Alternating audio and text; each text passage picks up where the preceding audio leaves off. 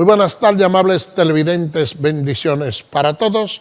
Aquí estamos con otra entrega más de tu espacio Yo Te Escucho. Hoy, martes 7 del mes de mayo del año 2024.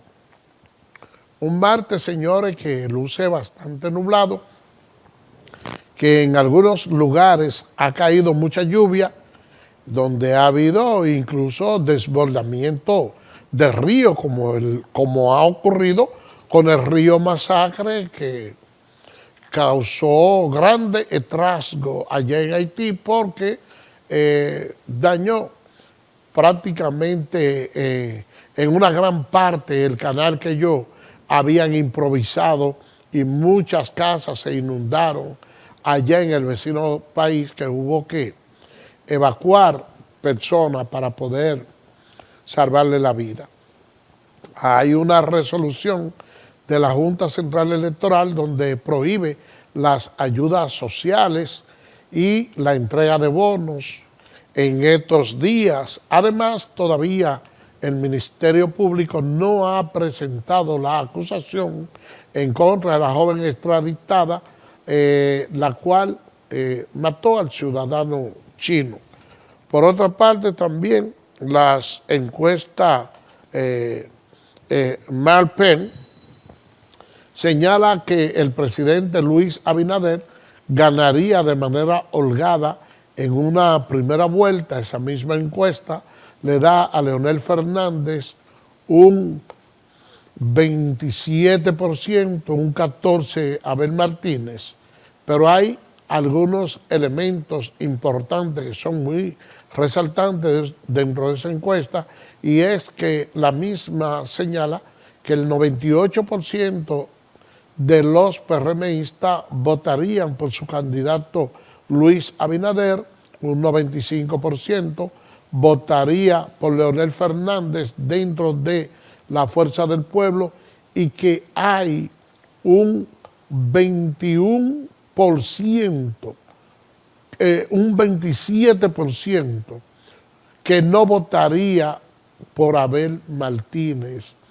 dentro del PLD, de lo cual un 26%, de lo cual un 5%, un 27%, de lo cual un 6% votaría por Luis Abinader y un 21% votaría por Leonel Fernández de la Fuerza del Pueblo.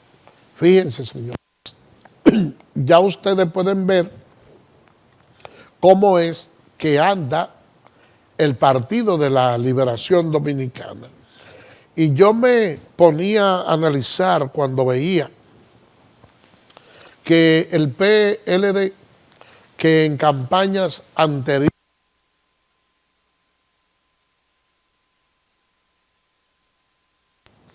que ellos eran los que promovían las ayudas sociales, y que si el PRM ganaba iba a quitar las ayudas sociales. Yo recuerdo que en una ocasión Miguel Vargas iba como candidato por el PRD e improvisó una tarjeta diciendo que no, que él era lo contrario, que él iba a duplicar.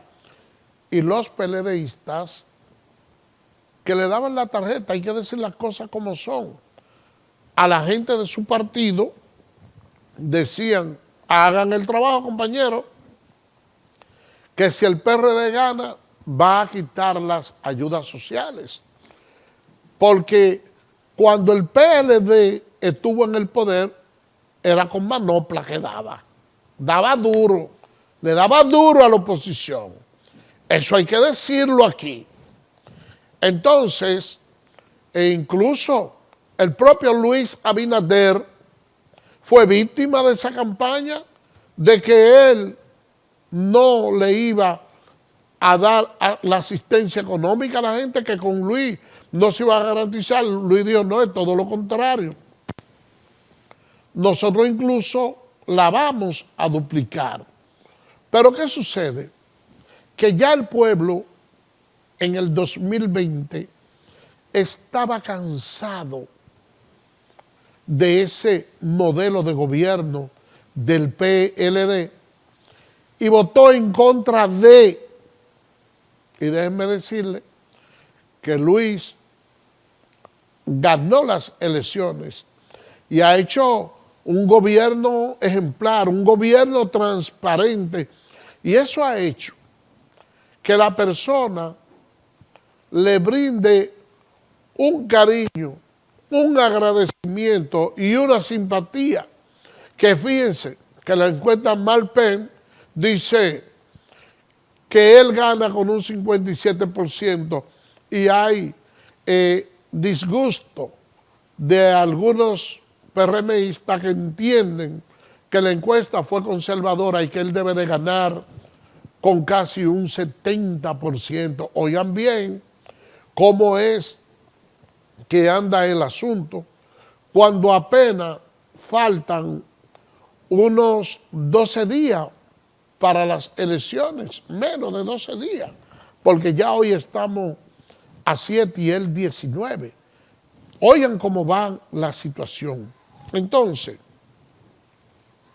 uno ve lo siguiente, que la oposición ha pedido la destitución del jefe de la policía electoral, porque dentro de la oposición, básicamente del PLD, ellos nada más se han sentido confiados cuando ellos cogen un dirigente, un cuadro político de ellos, que pertenece a la estructura máxima del Comité Central, y lo tienen como presidente de la Junta Central Electoral, donde ellos se sienten garantizados de hacer cualquier cosa sin ningún tipo de escrúpulo para quedarse con el poder, porque así lo hacían antes. Hoy ellos están en desacuerdo con que las carpas que ellos que iniciaron poniéndolas, que no se ponga. Con las ayudas sociales que ellos decían que la oposición no la iba a continuar dando, hoy están en desacuerdo con eso. Lo que implica que de acuerdo al espíritu que ellos tienen, si son coherentes con el discurso de ganar las elecciones, tendrían que suprimir las ayudas sociales. Si son coherentes, porque ellos han dicho que el presidente lo está haciendo de una manera desmedida y con fines clientelares, algo que no se corresponde con la realidad por el hecho de que a nadie se le pregunta de qué partido político es para darle una ayuda social. Entonces, en la medida que van creciendo, que van pasando los días, también va creciendo la angustia en los partidos de oposición y básicamente dentro del PLD, que quedó en una segunda posición que prácticamente duplicó en cuanto a los resultados a la Fuerza del Pueblo, aunque para las presidenciales no se ve así. Todo parece indicar que Leonel Fernández va a ganarle a Abel Martínez de una manera amplia, a juzgar por las últimas encuestas. ¿Qué sucede dentro del PLD? Bueno, ahí hay un mal de fondo, porque en primer lugar, en ese partido dentro del PLD son malos perdedores.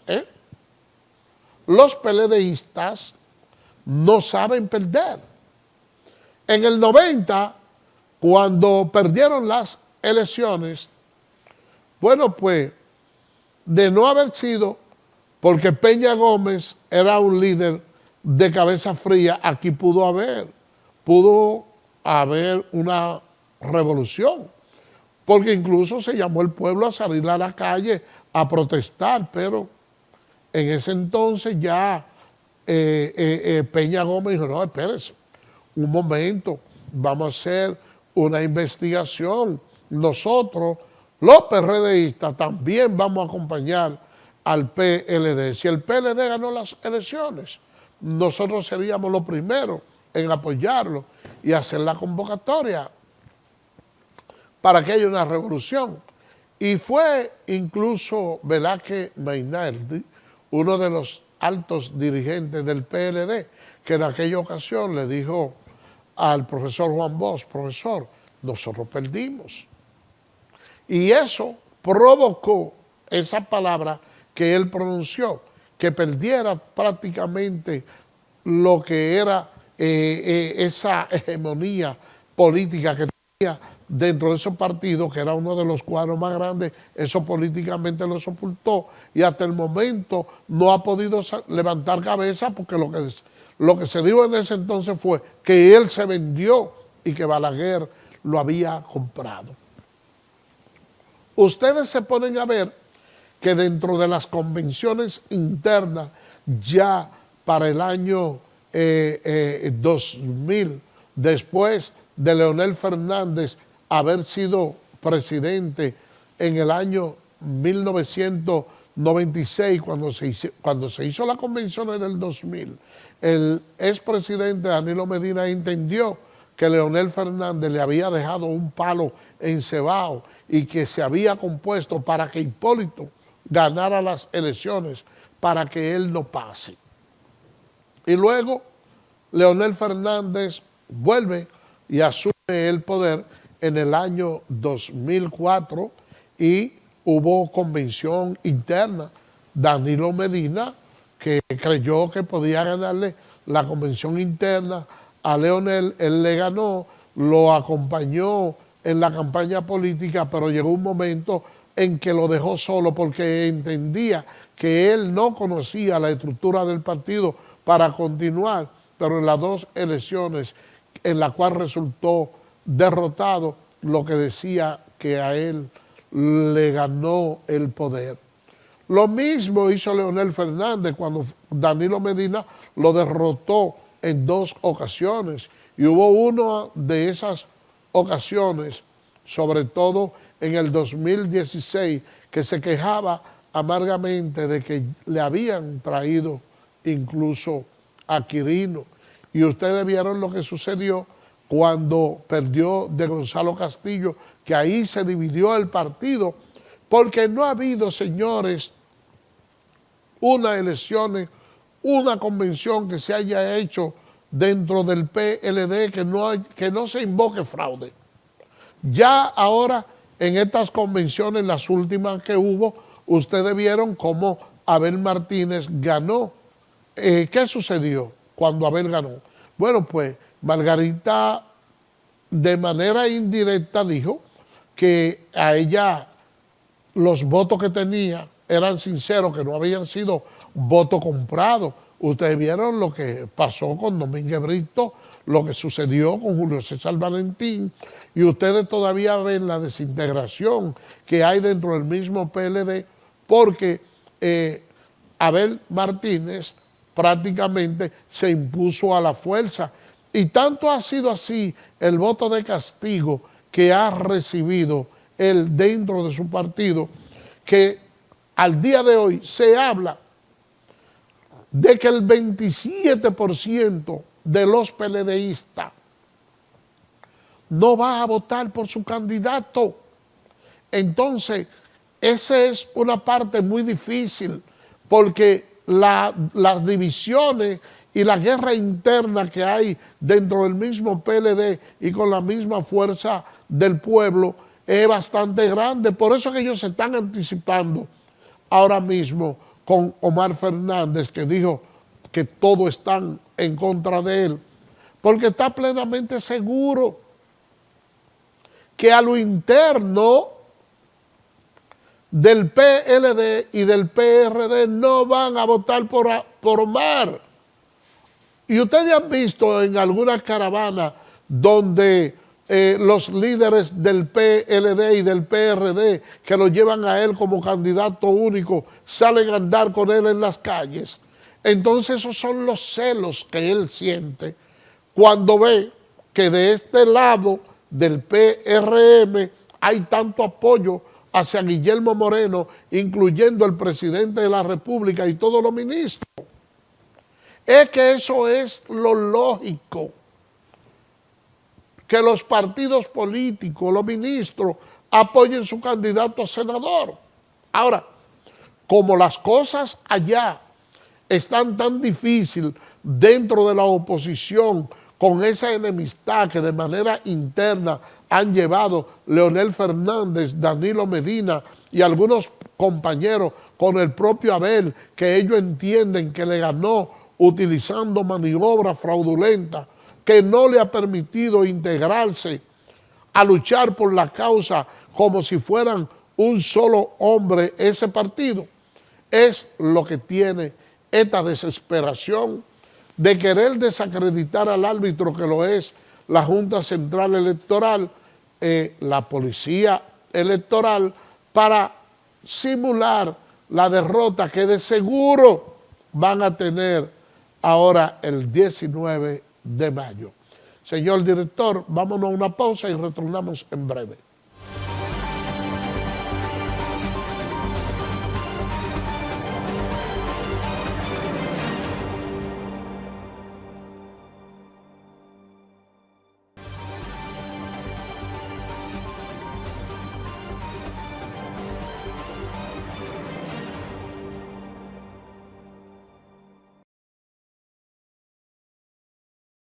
Gracias por permanecer con nosotros. Señores, miren, yo le decía en el introito que la Junta Central Electoral emitió una resolución en la cual prohibía el uso de carpas, de ayudas sociales, durante esta época de campaña. Señor director, ayúdenos con las imágenes para ver lo que dice el presidente Luis Abinader.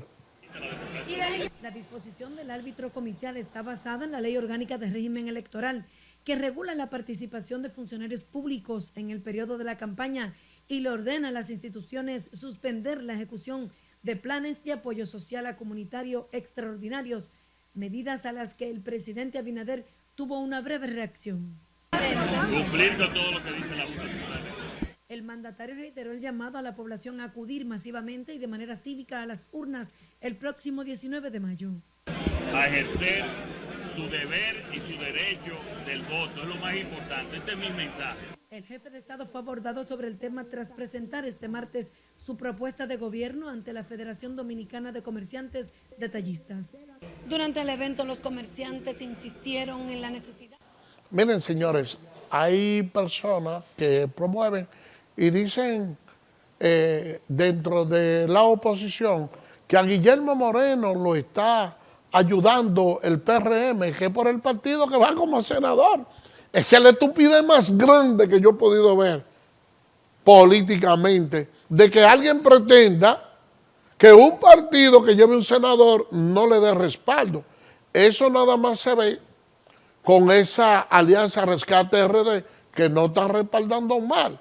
Entonces, él no ha logrado esa correlación de que se le brinde ese apoyo, entonces critica al PRM que está apoyando a Guillermo Moreno. Vamos a escuchar a ver lo que dice José Ignacio Paliza con relación a esa versión. Ha defendido la transparencia como nadie y que ha tenido un comportamiento muy conocido y establecido es Guillermo Moreno. Guillermo Moreno no necesita que lo representen ni necesita un apoyo más que el que nosotros hemos dado como organización, como daría cualquier partido a sus candidatos. Me preocupa cuando veo a otros candidatos que no reciben apoyo de su partido. El presidente del PRM también se refirió a los resultados de la encuesta Greenberg, en la que otorga el 58% al... Miren, señores, yo entiendo que en vez del PLD estar pronunciando crítica de esa naturaleza, debiera poner mayor empeño y ver qué es lo que está pasando dentro de su partido, que faltando tan poco tiempo hay personas renunciando, como lo es el caso de Sandra Abinader. Señor director, ayúdenme con las imágenes. Sandra Abinader anunció este lunes su paso formal al Partido Revolucionario Moderno, luego de renunciar hace 2 años al Partido de la Liberación Dominicana y permanecer como independiente. La legisladora hizo pública la información mediante un audiovisual en el que se compromete a seguir trabajando a favor de los mejores intereses de la nación. Abinader indicó que es mejor abrazar una causa que seguir ídolos y agregó que es momento preciso para pensar en el presente y el futuro de la familia dominicana. Miren, yo no había visto una debacle igual en un partido político como la que está atravesando ahora mismo el Partido de la Liberación Dominicana, un partido que ha sido de mucha historia para la República Dominicana, porque después reformista ha sido el que más ha gobernado en la historia contemporánea, entiéndase unos 20 años de gobierno. Esa es una situación que hay que tomar en consideración. Sin embargo, nosotros hemos visto cómo ese partido ha ido de picada. Y le voy a decir algo, todavía a ese partido les vienen cosas peores. Ustedes saben por qué yo me atrevo a hacer este vaticinio. Por la sencilla razón. Abel Martínez, ustedes ven las encuestas que le dan un 13%. Pero esa misma encuesta que le da ese 13% ha dicho que dentro de ese 13% hay un 27% que no votaría por el candidato de su propio partido, que lo es Abel Martínez. Cuando ustedes ven eso, que hay un 21% que lo haría por Leonel Fernández, un 6% por Luis Abinader, cuando usted le resta ese 13%, viene quedando prácticamente como en unos 8 puntos. Y la verdad es que si el PLD va a unas elecciones con Abel Martínez como candidato y saca un porcentaje de menos de 2 dígitos, usted puede estar plenamente seguro que ya él se quema como líder político y que el partido jamás debe pensar en tomarlo en cuenta nuevamente para esa misma posición. Entonces, la situación empieza a tornarse un poquito tensa en ese sentido. Y eso que ustedes vieron que después que se hizo las encuestas, pudiéramos decir que él se pudo haber oxigenado un poquito más, porque lo vimos con mucha destreza hablar y demostrar que tiene capacidad para gobernar. Sin embargo, señores, con todo y eso, yo me imagino, y si no hubiese ido a esas encuestas, entonces para ver el porciento de él en cuanto está, habría que buscar una lupa, porque cuando viene a ver, entonces tuviera en un 1 o un 2%, porque ellos han visto y se han vanagloriado de que tuvieron muy buen desempeño en este debate. Entonces, yo me imagino tanto él como Zoraima Puello, que indudablemente causaron ciertos niveles de impresión de no haberse producido eso. De todas maneras, Abel Martínez está feo para la foto y chiquitico para el carnet. Vamos a hacer una pausa.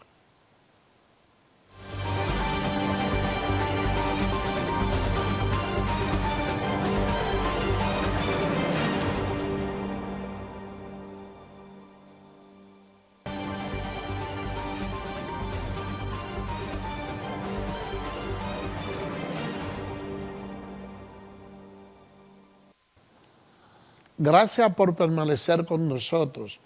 Miren, por los predios de Dajabón hay ciertos grados de preocupación por la crecida que ha tenido el río Masacre. Señor director, ayúdenos con las imágenes. El canal que construyeron los haitianos en el distrito de Juana Méndez para desviar el agua del río Masacre hacia su territorio se desbordó debido a una crecida del afluente, producto de las lluvias caídas en la provincia de Dajabón. Ciudadanos haitianos residentes en la comunidad de Juana Méndez aseguran vivir momentos de tensión a causa de la situación.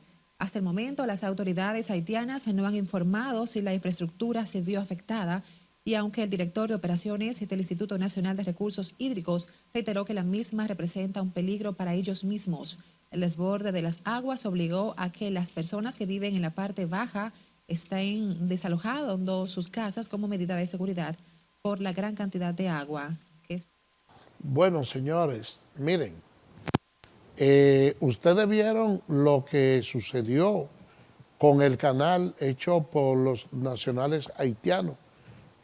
Hubo un desbordamiento de ese lado, hubo familias que hubo que evacuarla, una serie de problemas, porque ustedes saben que a veces cuando se hacen esos desvíos, sobre todo de la manera rudimentaria que ellos lo hicieron, donde no hay un control del cauce del río, entonces se provoca todo este tipo de situación y cada vez que se traduce en maldad cualquier tipo o fenómeno en la naturaleza, entonces la República Dominicana finalmente es que tiene que cargar con ese pasivo de nuestro vecino país de Haití. Nosotros, por todos los medios de procurar mantener una buena relación y ver cómo nos manejamos, porque hay una realidad palmaria, y es que por razones geográficas nosotros nunca vamos a dejar de ser vecinos. Estamos amarrados por un mismo hilo umbilical. Somos de un pájaro las dos alas. Entonces, lo mejor, la fiesta, lo mejor posible. Ustedes saben que se espera para este mes que ya empiecen a llegar la policía keniana, que exigían dos elementos.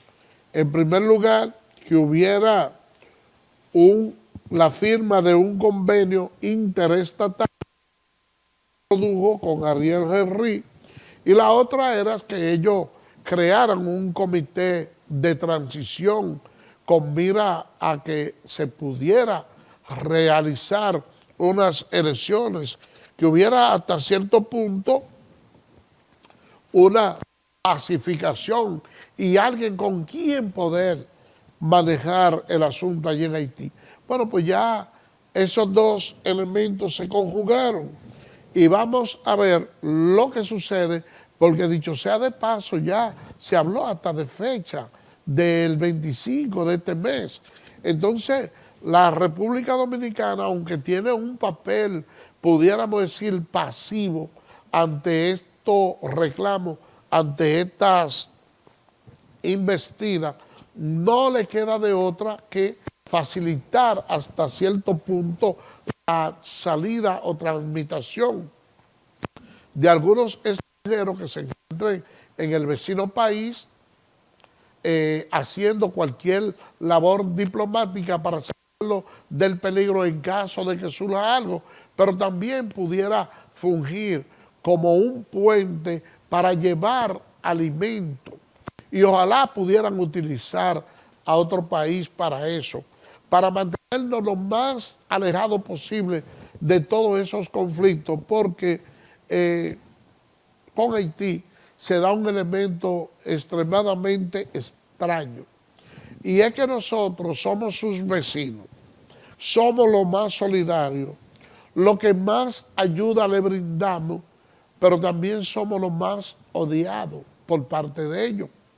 Y es que la historia de ambos lados ha sido bastante distorsionada con relación a lo que fueron las hazañas que anteriormente vivieron ambos países. Y para el nacional haitiano, cuando está aquí, no entiende que está en un país extraño, piensa que quienes le están usurpando su territorio a ellos somos nosotros, porque hay algunos historiadores haitianos que entienden que desde Asua hacia allá, todo eso es territorio haitiano y no dominicano, cuando resulta todo lo contrario. Y es que el propio Trujillo, con todo y lo que se dice, que no quería saber de los nacionales haitianos, le dejó una gran cantidad de terreno a los haitianos para lograr hacer con ellos una serie de acuerdos para mantener nuestro territorio indemne, donde realmente no haya conflicto con ellos. Miren, ok, miren, le vamos a ceder esta franja, porque la verdad es que nunca ha sido cómodo negociar con el vecino país de Haití. Eso es algo complicado, porque es que ni siquiera ellos mismos se logran entender. Y para que ustedes tengan una idea, eso no ocurre así por así. Eso es algo, señores, ancestral. Eso es algo atávico. Eso viene desde hace muchísimo tiempo. Porque que allí se concentró una gran cantidad de personas de diferentes países. Ellos fueron los primeros en abolir la esclavitud, pero durante la época de esclavitud, en la medida que los negros se iban extinguiendo por el duro trabajo que le imponían, se hacía necesario mantener toda una maquinaria para esos ingenios de caña, de trabajadores que pudieran trabajar en esa molienda, pero ya los nativos estaban muy diezmados y había muy poco. Entonces, ¿qué hicieron los españoles? Empezaron a buscar morenos de África, de Burkina Faso, de Alto Bola, Jamaica, y de todos esos pueblos donde había negro. Y lo transportaban en barcaza y lo ponían a trabajar. ¿Y qué era lo único que ellos tenían en común? El color de la piel. Y las mujeres no eran más que trabajadoras y reproductoras de más negro para el reemplazo de los que ya iban muriendo. Entonces, esos nacionales haitianos, que lo único que tenían en común era el color de la piel, eran forzados a trabajar y eran muy maltratados. Entonces ellos, para poderse liberar del látigo, porque a veces no se entendían uno con el otro, se vieron en la obligación de construir un idioma que es el creol, que solo se habla en Haití. Pero luego de que ellos consiguen su libertad, había algunos grupos que sí se entendían y que esos rencillas personales que tenían otros, era como existe ahora mismo allá, grupo de pandillas, pero eran personas que eran de otros países, que fueron llevados ahí, que sí se podían intercomunicar uno con el otro, y lógicamente para poder ellos sobrevivir uno con el otro, luchando, se crearon esos focos guerrilleros que cuando desaparece la esclavitud, como quiera ellos siguieron peleando entre sí por mantener ciertos niveles de hegemonía. Y es por eso que yo le digo que esa falta de entendimiento es consustancial a los nacionales haitianos.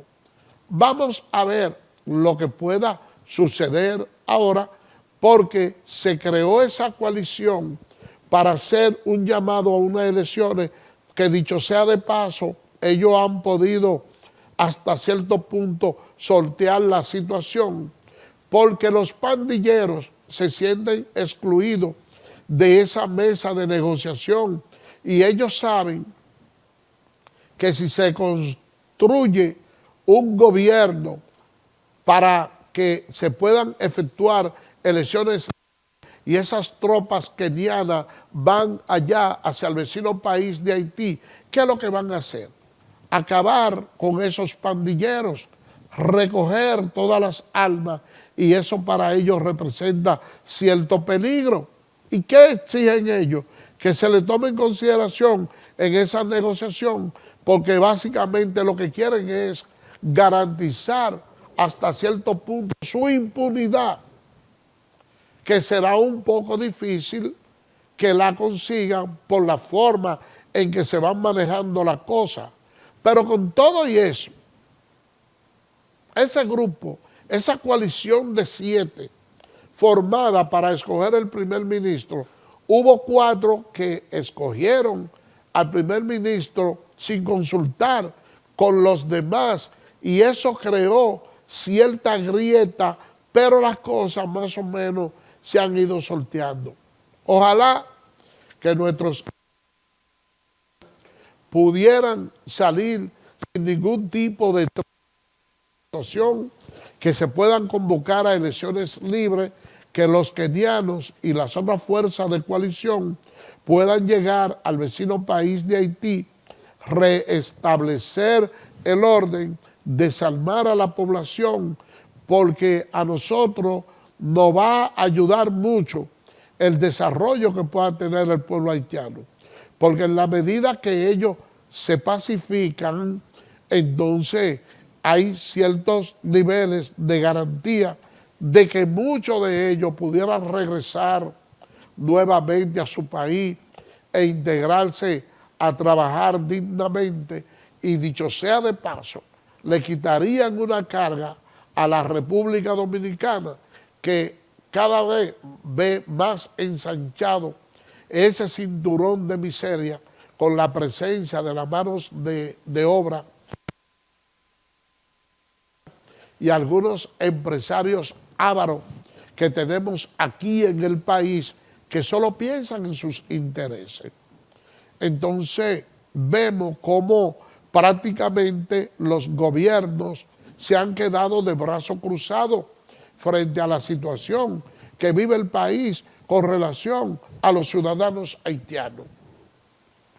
Yo estuve hablando con un viceministro de Trabajo y me decía: Carmona, pero es que eso es un problema para nosotros poder aplicar el 80-20.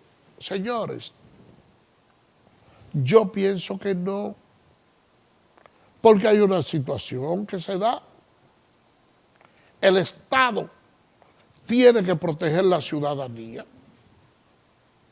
Si los empleadores entienden que el 80-20 es una carga pesada para ellos, porque falsamente alegan que el dominicano no quiere trabajar, bueno, pero el Estado tiene la forma de defenderse. Ok, tú, empleador, no me aplica el 80-20. Bueno, pues tú sabes que esos trabajadores haitianos traen sus esposas a dar a luz aquí, tienen hijos que estudian en las escuelas públicas, y el gobierno tiene que hacer una inversión para alimentarlo. El gobierno tiene que hacer una inversión en el presupuesto de salud para darle a esa gente. Y tú entiendes, no hay problema. Regístrame tu planilla de personal fijo y móvil, de todo el personal que tú tienes ahí. Ahora, por ese personal que tú tienes ahí en adición, tú vas a tener que pagarme un pasivo a mí. Yo te voy a cobrar que si yo cuento por cada uno de impuesto. Ese impuesto que yo te cobro a ti va a ser equivalente para que ese 20% que sí paga la seguridad social no tenga que cargar en sus hombros con esos 80 que no pagan. Porque con lo que tú me das a mí y se le transfiere a la seguridad social, yo le garantizo a los dominicanos que están trabajando aquí que cuando su esposa vaya a dar a luz, no tiene necesariamente que hacerlo en una camilla porque hay una cama utilizada por una nacional haitiana. Porque la cama que me utiliza esa haitiana me la va a pagar tu empleador. Y cuando se haga ese híbrido, que el empleador vea que las cargas de impuestos que tiene que pagar por una mano de obra ilegal, que ya el gobierno no la va a subvencionar, entonces vas a calcular que es mejor pagarle un salario digno al trabajador dominicano y no contratar la mano de obra ilegal. Y si nosotros logramos que los trabajadores dominicanos cobren un salario digno, cada vez que llegue los días de pago y que esos empleadores de la construcción, que son los que generan la mayor cantidad de dinero, vemos todo ese dinero circulando en los supermercados nuestros, ustedes verán, señores, cómo el país se va a desarrollar. Vamos a coger esta llamada para despedirla con ella. Buenas tardes. Buenas tardes. ¿Quién nos habla y de dónde? ¿Aló? ¿Quién nos habla y de dónde? Buenas tardes. Sí, Buenas tardes, caballero. sí. Buenas tardes. Sí lo escucho, dígame. Una pregunta. En la época de Trujillo no había tanto haitiano aquí. Digo, yo me recuerdo meramente porque yo estaba jovencita, pero yo creo que no había tanto haitiano aquí con Trujillo. No había tanto ¿Y haitiano, entonces? pero tampoco Haití Gracias, mi amor. tenía la situación que tiene ahora de todos estos focos guerrilleros y tanta desesperación, que eso es lógico que ahora debe de haber más que en todos los tiempos. Señores, con esa llamada llegamos al final y será mañana Dios mediante cuando estaremos con otra entrega más de Tu Espacio Yo Te Escucho. Así que bye bye.